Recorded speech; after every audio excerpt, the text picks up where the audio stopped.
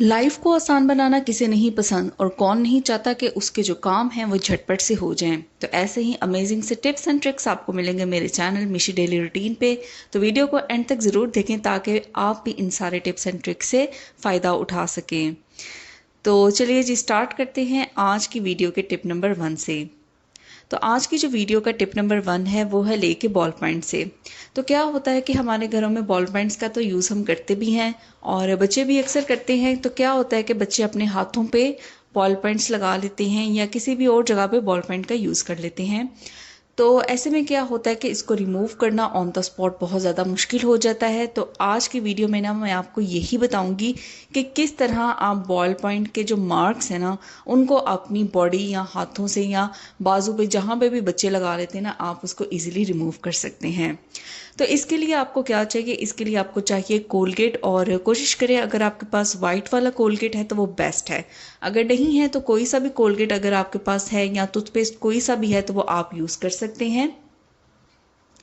तो सिंपल आपने करना क्या है, जहाँ पे बॉल पॉइंट का निशान लगाया है ना वहाँ पे आपने थोड़ा सा कोलगेट लगा देना है और इसको अच्छी तरह से ना रब करते जाना है।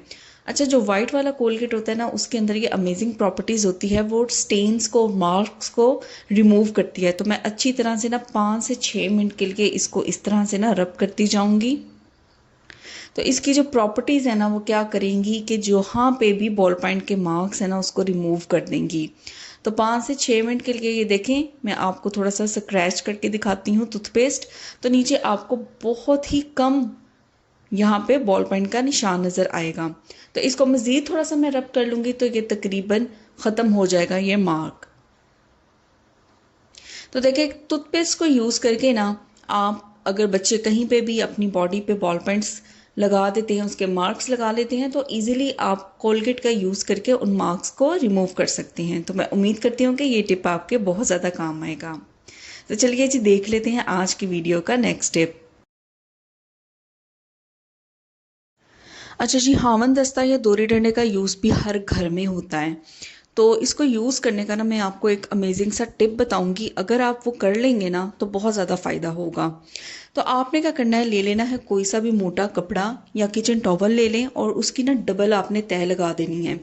और शेल्फ के ऊपर जहाँ पे भी आपने दोरी डंडे का यूज़ करना है या कूटना है वहाँ पे आपने इसे बिछा देना है। और इसके ऊपर अगर आप दोरी डंडे को रख के या हावन दस्ते को रख के कूटेंगे ना तो इसके आपको 2 फ़ायदे होंगे। तो वो 2 फ़ायदे कौन से हैं वो मैं आपको बता देती हूँ। नंबर 1 फ़ायदा तो ये होगा कि जब भी हम दोरी डंडे का यूज़ करते हैं या हावन दस्ते को यूज़ करते हैं तो उसकी आवाज़ बहुत ज़्यादा आती है। लेकिन अगर आप किचन टॉवल का या कोई भी मोटा कपड़ा यूज़ करेंगे और उसके ऊपर रख के कोई भी चीज़ कूटेंगे ना तो बहुत ज़्यादा फ़र्क पड़ेगा, आवाज़ बहुत ज़्यादा नहीं आएगी। और सेकंड जो इसका यूज़ है ना वो ये है कि जब भी हम दोरी डंडे में कोई ना कोई चीज़ कूटते हैं, ख़ास तौर पे जो इतने लाइट वेटेड होते हैं जैसे लकड़ी के होते हैं, तो वो खिसकते बहुत हैं शेल्फ के ऊपर।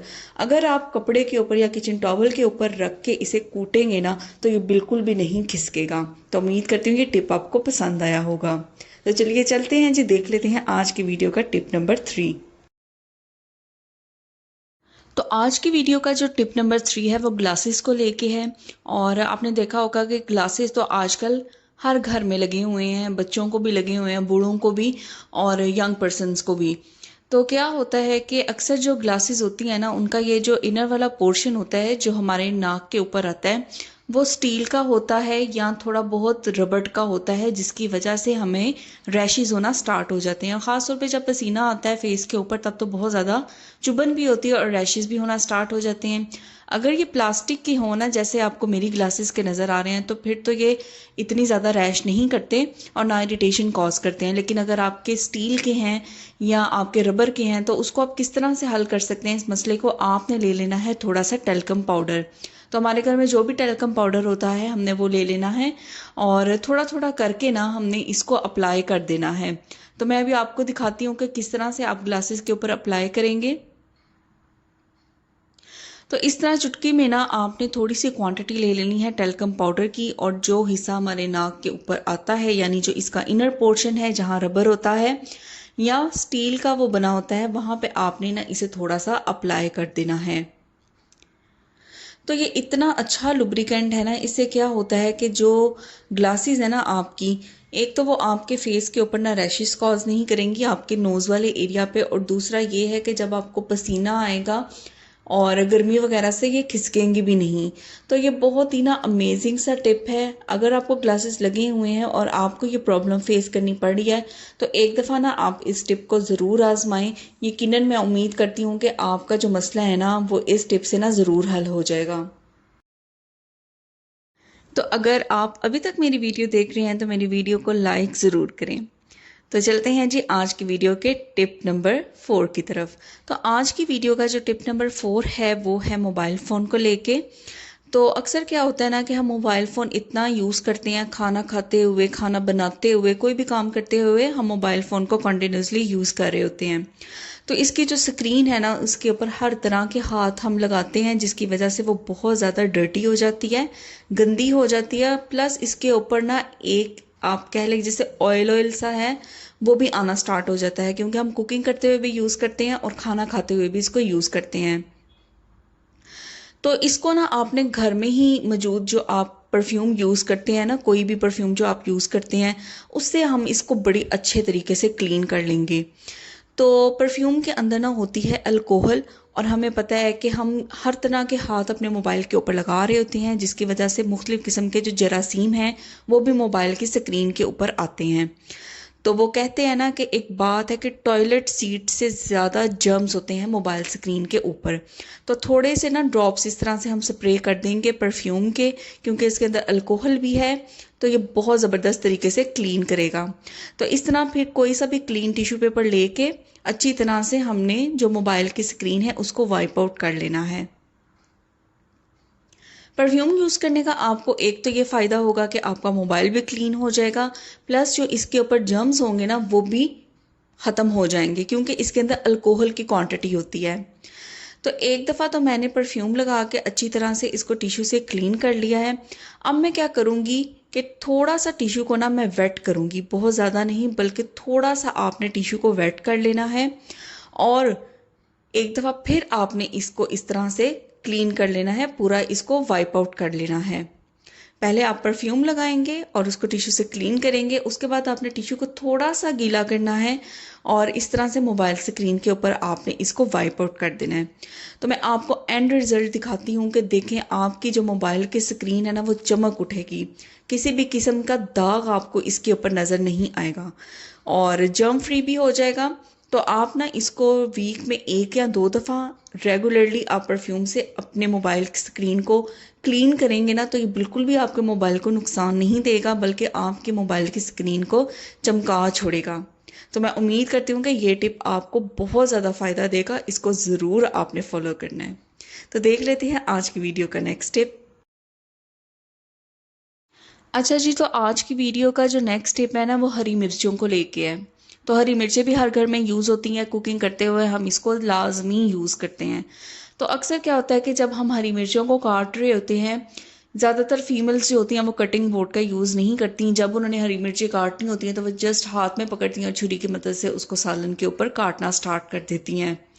इवन उस कंडीशन में भी और इस कंडीशन में जब आप कटिंग बोर्ड का भी यूज़ करते हैं, फिर भी कहीं ना कहीं जो हरी मिर्ची होती हैं उनकी एक जो जलन है ना वो हमारे हाथों पे रह जाती है। तो आज से ना आपने ये टिप को फॉलो करना स्टार्ट कर देना है कि जब भी आप हरी मिर्चों का यूज़ करें कुकिंग के अंदर, तो आपने इस टिप को ना फॉलो करना है। इसको अपनी रूटीन आपने बना लेना है कि कटिंग करने के बाद आप जहाँ सोप से हाथों को वॉश करते हैं ना वहाँ आपने टूथपेस्ट का यूज़ करना स्टार्ट कर दें। तो जब भी आप हरी मिर्चों को काटें तो आप अपने हाथों को टूथपेस्ट से वॉश करना स्टार्ट कर दें। इससे क्या होगा, एक तो जलन भी ख़त्म हो जाएगी, और जो टूथपेस्ट है जब हम इससे हाथ धोते हैं तो काफ़ी देर तक हमें ठंडक का एहसास होता रहता है। तो इससे 2 काम हो जाएंगे, एक तो जलन भी ख़त्म हो जाएगी और दूसरा ये कि आपके हाथों पे एक ठंडक का एहसास होता रहेगा, जिससे जो एक बर्निंग सेंसेशन होती है वो नहीं आएगी।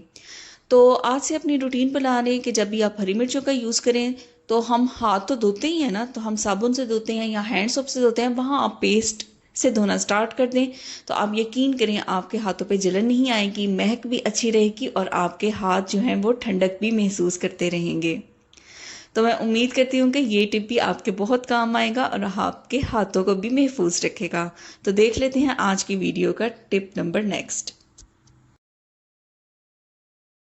अच्छा जी, हमारे घरों में इस तरह के शॉपर्स तो बहुत ज़्यादा आते हैं, या तो ग्रॉसरी में आ जाते हैं, या जब भी हम किसी रेस्टोरेंट में जाते हैं और खाना ऑर्डर करते हैं और बच जाता है और पैक कराते हैं, तो तब भी हमारे पास इस तरह के शॉपर्स ज़रूर आते हैं। आज मैं इन शॉपर्स का आपको इतना बेहतरीन यूज़ बताने वाली हूँ ना कि आप हैरान रह जाएंगे कि इसको यूज़ करके इतना ज़बरदस्त ऑर्गेनाइज़र आप बनाएंगे और अपने बहुत से पैसे आप सेव कर सकते हैं।